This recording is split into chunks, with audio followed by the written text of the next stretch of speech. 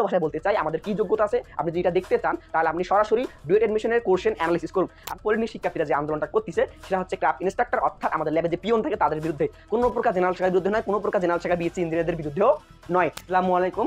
আমি একটা বিষয় স্পষ্ট ভাষায় ক্লিয়ার করতে চাচ্ছি যে বাংলাদেশের পরিণী শিক্ষার্থীরা যে আন্দোলনটা করতেছে সেটা হচ্ছে ক্রাফট ইনস্ট্রাক্টর অর্থাৎ আমাদের ল্যাবে যে পিয়ন থাকে তাদের বিরুদ্ধে, কোনো প্রকার জেনারেল শাখার বিরুদ্ধে নয়, কোনো প্রকার জেনারেল শাখার বিএসসি ইঞ্জিনিয়ারদের বিরুদ্ধেও নয়। এই আন্দোলনের মূল কারণ হচ্ছে বাংলাদেশের হাইকোর্ট অবৈধভাবে প্রমোশন দিয়ে একজন পিয়নকে সরাসরি 10ম গ্রেডে চাকরি করার সুযোগ করে দিয়েছেন।